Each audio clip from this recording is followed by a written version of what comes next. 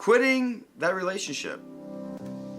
It's a hard decision to make, and well, not always, but most of the time it's a hard decision to make, and we're going to talk about it. Roll it.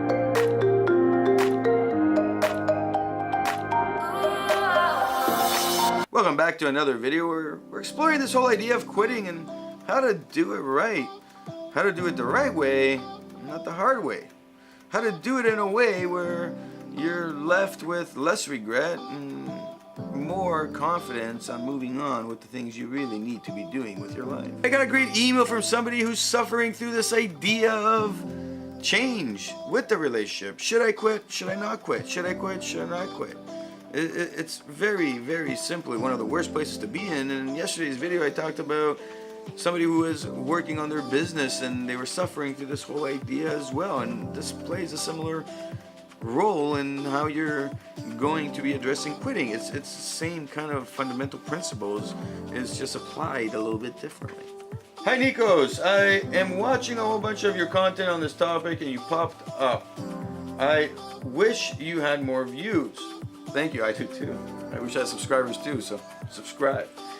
I just binge watched your stuff. I have a question regarding regrets. I'm about to call it quits with my wife of almost 8 years.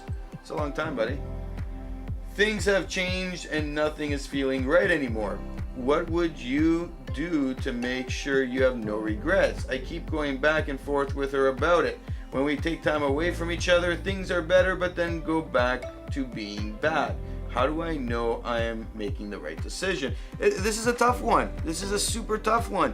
Ending any relationship is super tough, and being married to somebody for 8 years, and I don't know if you have kids, if you don't, it's incredibly challenging to make that decision. The reality is that there's something wrong with your relationship that is causing this, and I'm assuming if you've been working through it with your wife, you guys are both mutually talking about this, and you probably have seen counselors, you probably have gone through that process of trying to identify the situations, trying to figure it all out. So I'm not going to really focus on that. I'm only going to stipulate the kind of things that you could do in a broad sense, and then what I would, get in touch with me if it is, something you have not approached, so we could talk more about it. But the idea is this regrets and how should you approach it, because the walk away and the continuing to move on with your life gets even progressively more challenging as you continue down the road, especially when your expectations are that you'll meet somebody else and then you don't, and that's where the killer comes into play, where you really feel it and it just brings you down and it sucks. It really does. So step one, it would be very simply put to make sure you've done an analysis, walk through the steps of trying to figure out what has occurred with the relationship, where has been the ups and downs and what caused them, and then how have you attempted to fix things and how has your wife attempted to fix things. Now, again, this is coming from me coaching you in a response to this, not your wife. This is you, and you need to really put this into a perspective. What will be good for you and also for her, however, for you first, because we need to really address how you have managed to, try to change things and were you accountable to them and what ended up happening. Which accountability plays the biggest role here.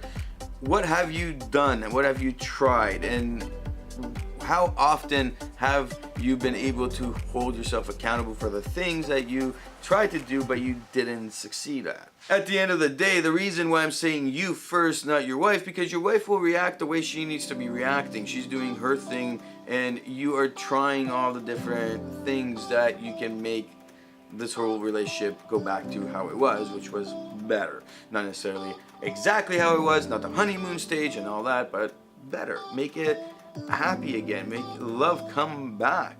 And 99.9% of the time, the biggest reason is lack of respect between two people. This is why you get in this situation. Respect goes down, and when respect goes down, well, love goes down. And then it's a never-ending fall that you keep falling. You just keep falling. So address every situation that you need to address that you have tried. What are the things you haven't tried? research this excessively for the next month and really put this into a perspective of, I'm not gonna just half-ass this. I'm gonna do like real research, and I'm gonna go and spend like 2-3 hours a night watching YouTube videos, talking to people, go to another counselor, go to another coach, and don't use the same people, or maybe go to the same people, then go to some other coaches, go to people in general, so that you are able to get different perspectives, different inputs, and get all the information you can.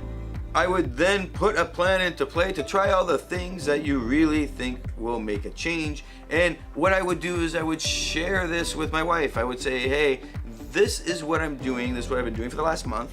This is what I'm going to be doing for the next month, 2 months, 3 months, whatever you guys agree on. And you're going to say, this is how I'm going to tackle this, because I don't want us to call it quits without making sure it's the right thing to do. I know you don't want to, because it sounds like it. So here's what I'm going to be doing. Now, she may take a cue from this and go do the same thing to, be like, okay, let's work on this.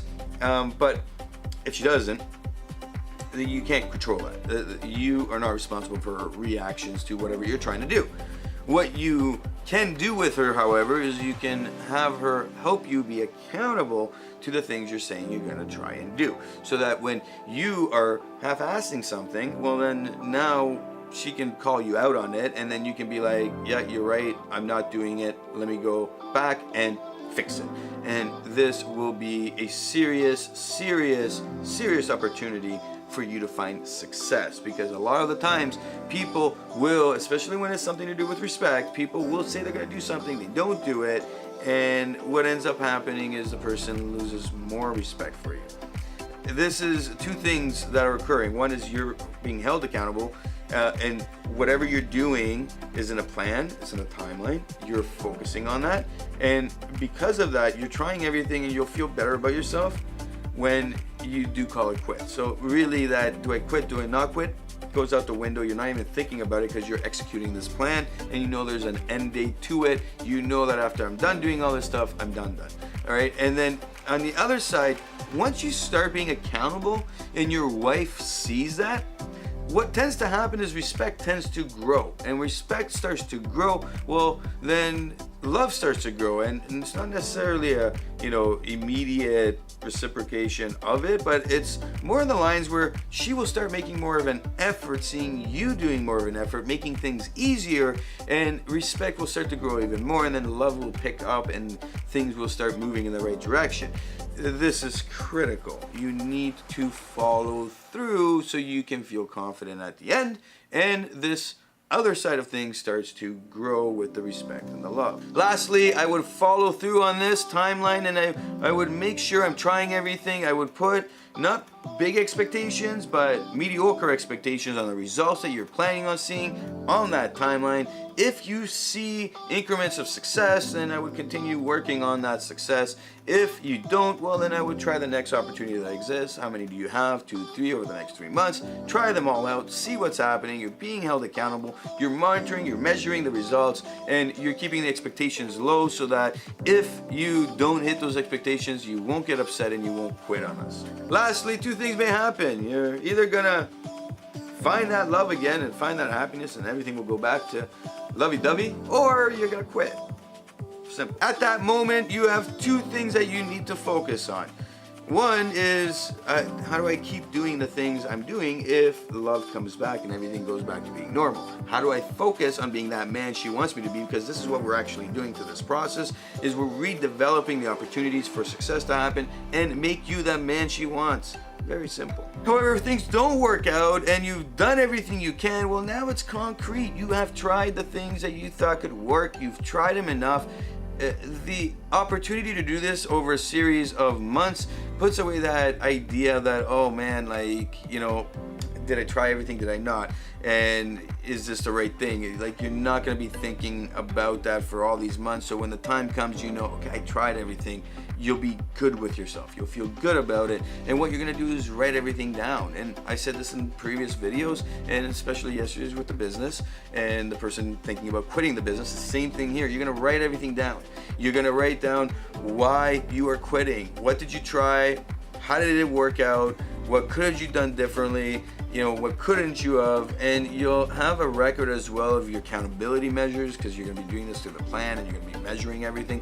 So you'll know, hey, I tried everything, I did everything, and now I have something that I can come back to the moment regret pops in. Because most likely it will pop in, especially if you hit the town trying to find somebody new and you're not finding anybody.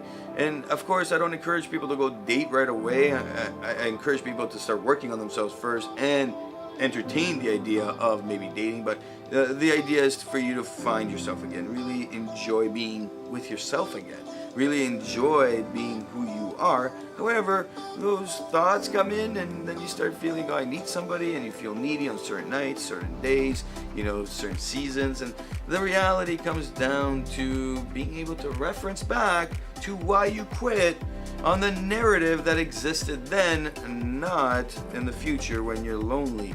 Because lonely equates to bad thought process. And being lonely is a horrible thing. It's a horrible drug. We get on that and it's game over for a very long time, because it ruins our self-confidence and builds up our self-limiting beliefs. And then all of a sudden, instead of being that alpha guy who you have become after the divorce and feeling great, you start being this needy, insecure person who doesn't end up doing that well with anybody new, and then you wonder why things are working out, and it's just a never-ending loop of stupidity. And until you build that self-confidence up and build that self-limiting belief system back up to being positive and being strong with yourself, then you're stuck in a rut for a very long time, and we don't want you to be there. My name is Nicholas Rentas. This is mentorsapproach.com. Hit that like button if you like what you see. Of course, hit the subscribe button to get your daily motivational idea to get you moving in the right direction. Of course, leave your comment below. Leave your story. What have you done in this situation? Have you been there?